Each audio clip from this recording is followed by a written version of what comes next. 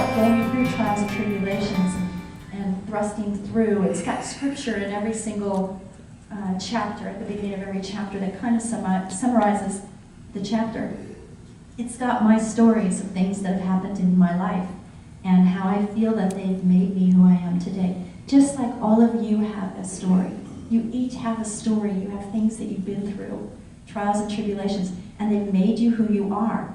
And our attitude comes from how we think about the things that have happened to us, how you look at it and what you think of it, what you've taken from it, your belief system. And your belief system will cause you to make decisions, either positive or negative, going forward. So if you address and assess your situation, your attitude will determine your altitude, right? We've got some helpful hints there in the book, and I'm wondering if you could share 3 things that we can do to reduce asthma attacks in our lives, or the lives of those we love. Identifying the triggers, that would be the most important one, is identifying the triggers. I kept a calendar, I kept a journal of things happening with my son. I would keep journals, food, like if he ate certain things, or his sleep, or where he went, just all of these things. There were so many things that became apparent to me while I was rereading the journals by doing research in the book. Some of the helpful hints are, you sleep on your pillow every single day.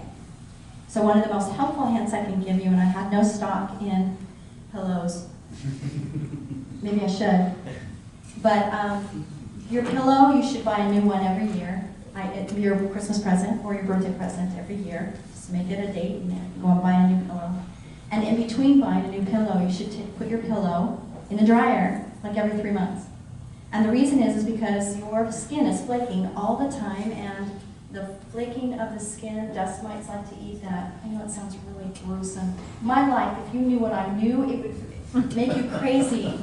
You have to have a black light when you go to a hotel because you want to see what's there. It's crazy. It's crazy. Anyway, so that would be one of the biggest helpful hints I could give you is your pillow, because you're sleeping on it every night. If I go into a hotel, I either bring my own pillow or I take a towel from the bathroom and I will lay the towel over the pillow because I don't want to breathe into somebody else's breath. It's just weird to me.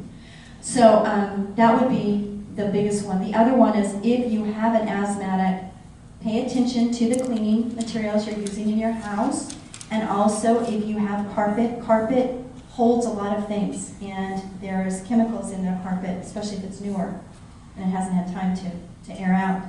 I would say that if you can, and if you can afford it, I would rip up the carpet and I would get either tile or wood floors, because they're easier to keep clean, they're easier to dust. I have wood floors and they're dark. I don't recommend dark ones, just out of cosmetic aesthetics. They're too hard to keep looking clean. But I would recommend that you do that. That's really important. Eating right, we all know that. We all know we need to eat right and not drink sodas.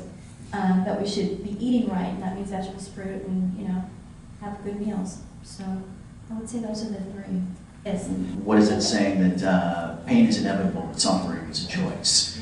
And I think one of the things that your story shares with the reader is how we can move through that. And that way, it reminds me of the books of Louise Hay or Dr. Wayne Dyer. And I'm wondering if you could tell me a little bit about your journey to peace and success. Wow. First of all, just on a side note, the pain has to be worth the gain. Right? It's simple, but the pain has to be worth the gain. So you have to look at anything and wonder, you count your cost on a decision. And sometimes, staying is better than doing anything for a time. But just counting the cost is really important.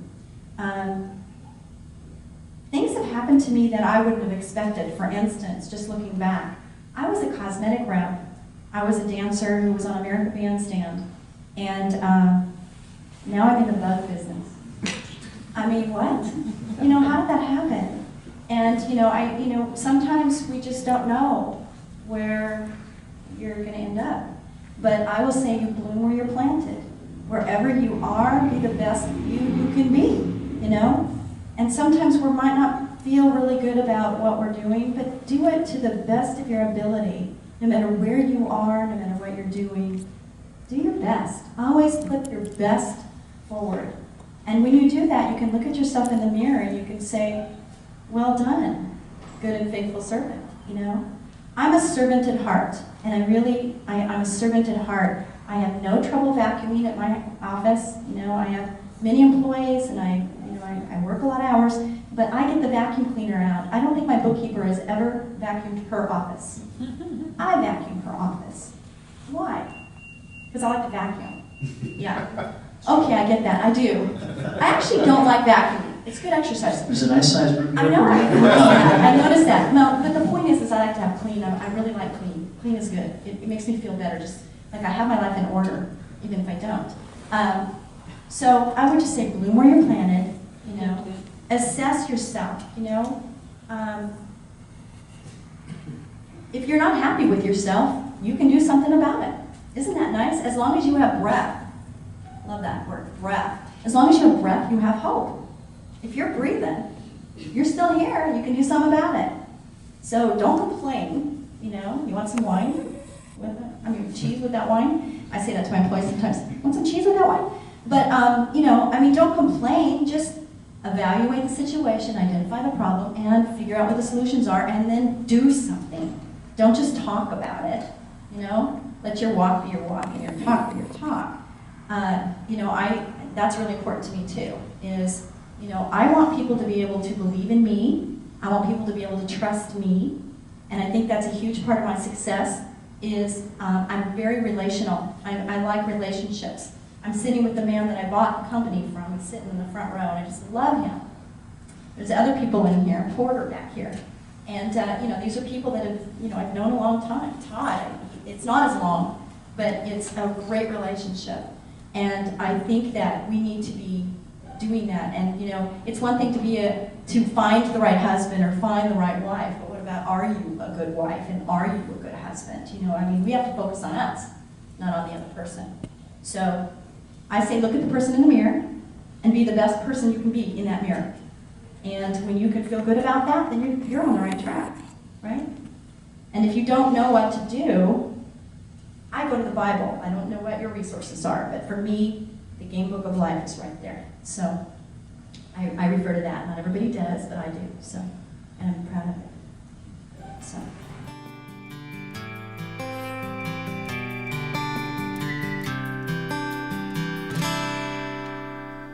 I can feel the magic floating in the air.